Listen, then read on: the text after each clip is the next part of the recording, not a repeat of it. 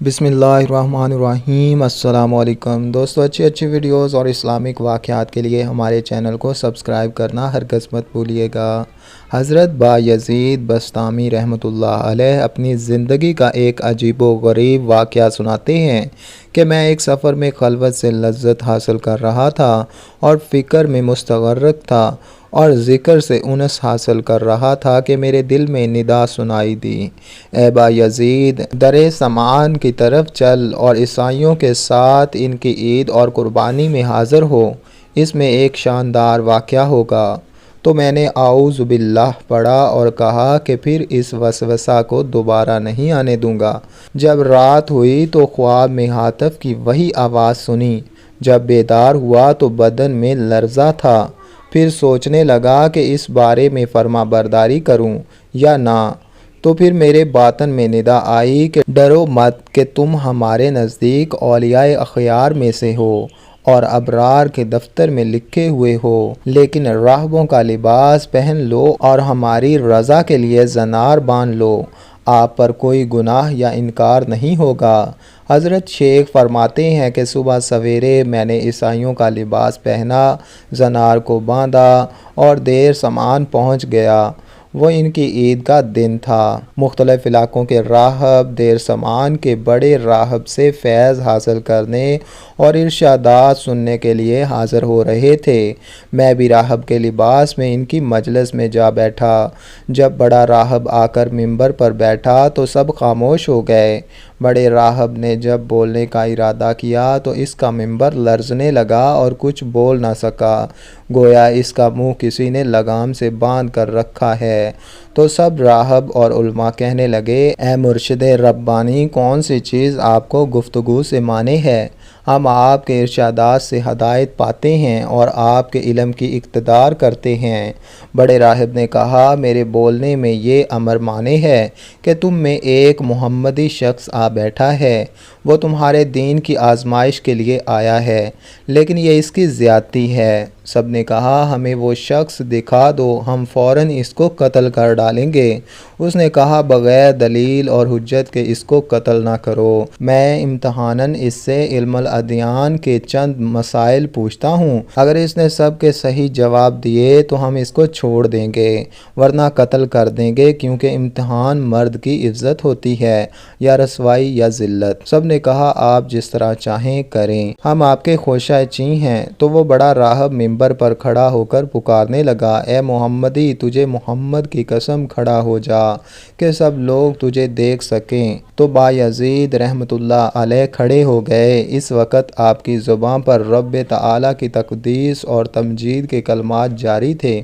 اس بڑے پادری نے کہا، اے محمدی، میں تجھ سے چند مسائل پوچھتا ہوں، اگر تو نے پوری وضاحت سے ان سب سوالوں کا جواب باثواب دیا تو ہم تیری اتباع کریں گے، ورنہ تجھے قتل کر دیں گے۔ تو بایزید رحمۃ اللہ علیہ نے فرمایا کہ تو معقول یا منقول جو چیز پوچھنا چاہتا ہے پوچھ، اللہ تعالیٰ تمہارے اور ہمارے درمیان گواہ ہے۔ ایک، فرمایا اللہ ایک ہے، اس کے ساتھ دوسرا نہیں بتاؤ جس کا تیسرا نہ ہو۔ فرمایا اللیل والنہار، دن اور رات، اس کا تیسرا نہیں۔ دو، کہا تین بتاؤ جس کا چوتھا نہیں۔ تین، فرمایا لوح، قلم اور کرسی، یہ تین ہیں اور اس کا چوتھا نہیں۔ چار، بتاؤ جس کا پانچواں نہیں۔ فرمایا تورات، زبور، انجیل اور قرآن، یہ چار ہیں، ان کا پانچواں نہیں۔ پانچ، بتاؤ جس کا چھٹا نہیں۔ فرمایا اللہ نے اپنے بندوں پر 5 نمازیں فرض کی ہیں، 6 نہیں۔ 6، بتاؤ جس کا 7واں نہیں۔ فرمایا 6 دن میں زمین آسمان بنائے، 7 نہیں۔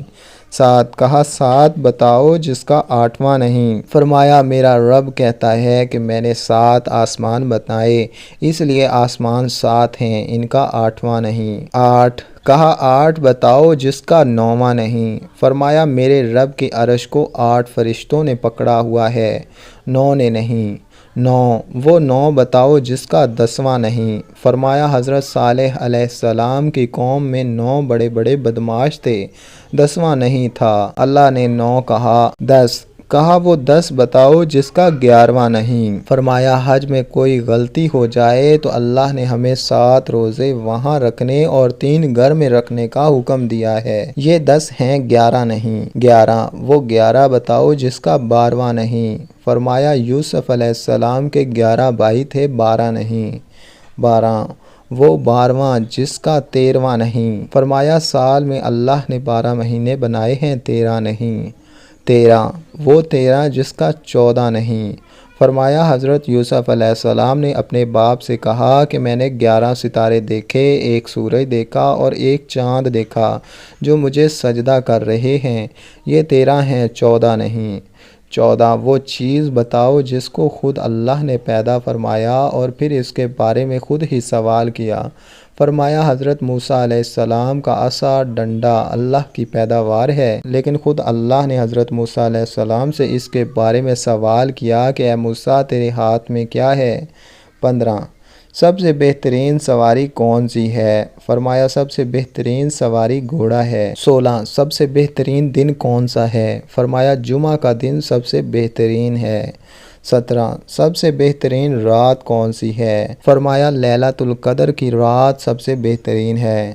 18 سب سے بہترین مہینہ کون سا ہے؟ فرمایا رمضان المبارک کا مہینہ سب سے بہترین ہے۔ 19 وہ کون سی چیز ہے جس کو اللہ نے پیدا کر کے اس کی عظمت کا اقرار فرمایا؟ فرمایا اللہ نے عورت کو مکار بنایا اور اس کے مکر کا اقرار کیا۔ 20 وہ کون سی چیز ہے جو بے جان مگر سانس لیتی ہے؟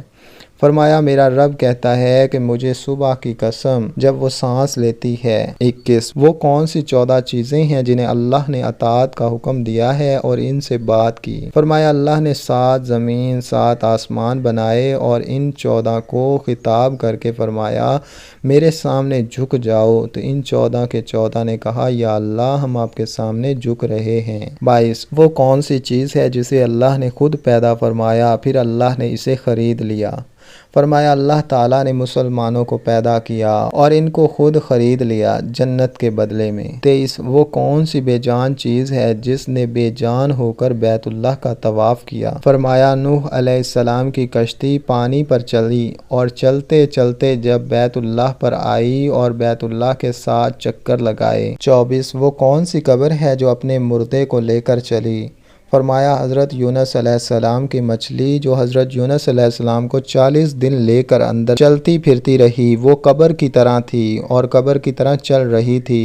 حضرت یونس علیہ السلام کو پیٹ میں بٹھا کر نہ مرنے دیا اور نہ بھوکا رکھا، نہ پیاسا رکھا، نہ بیمار کیا، نہ پریشان۔ حضرت یونس امانت بن کر بیٹھے ہوئے ہیں۔ 25 وہ کون سی قوم ہے جو مکر کرے گی پھر جنت میں جائے گی؟ فرمایا حضرت یوسف علیہ السلام کے بھائی شام کو آئے اور بکرے کا خون کرنے پر مل کر آئے اور جھوٹ بولا کہ یوسف کو بھیڑیا اٹھا کر لے گیا ہے، لیکن حضرت یعقوب کی توبہ اور استغفار کرنے پر اللہ ان کو جنت میں داخل فرمائیں گے۔ 26 وہ کون سی قوم ہے جو سچ بولے گی پھر بھی جہنم میں جائے گی؟ فرمایا یہودی اور عیسائی ایک بول میں سچے ہیں۔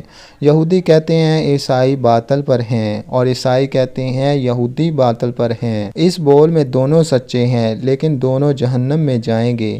یہاں تک پہنچ کر یہودی عالم خاموش ہو گیا۔ اب باری حضرت بایزید بسطامی رحمۃ اللہ علیہ کی تھی۔ انہوں نے یہودی عالم کو مخاطب بنا کر ایک سوال کیا کہ مجھے بتا جنت کی چابی کیا ہے؟ یہودی عالم خاموش ہو گیا تو نیچے مجمع سے لوگوں نے کہا بولتے کیوں نہیں؟ بولو، تم نے سوالوں کی پوچھاڑ کی۔ وہ ہر ایک کا جواب دیتا رہا اور آپ ایک کا بھی نہیں جواب دے رہے۔ کہنے لگا جواب مجھے آتا ہے مگر تم مانو گے نہیں۔ لوگوں نے کہا اگر تو کہے گا تو ہم مان لیں گے۔ اس نے کہا کہ جنت کی چابی تو محمد رسول اللہ صلی اللہ علیہ وآلہ وسلم ہیں۔ چنانچہ سارا مجمع یہودی خطیب کی یہ بات سن کے حیران ہوا کہ اگر معاملہ یہ ہے تو پھر تم نے آج تلک یہ ہم سے کیوں چھپایا؟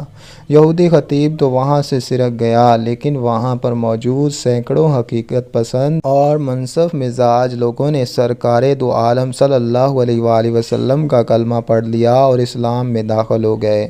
سبحان اللہ۔ دوستو اچھی ویڈیو اور اسلامی واقعات کے لیے ہمارے چینل کو سبسکرائب کر دیں، اور اگر آپ کو ہماری یہ ویڈیو اچھی لگی ہے تو اس کو لائک کرنا ہرگز مت بھولیے گا۔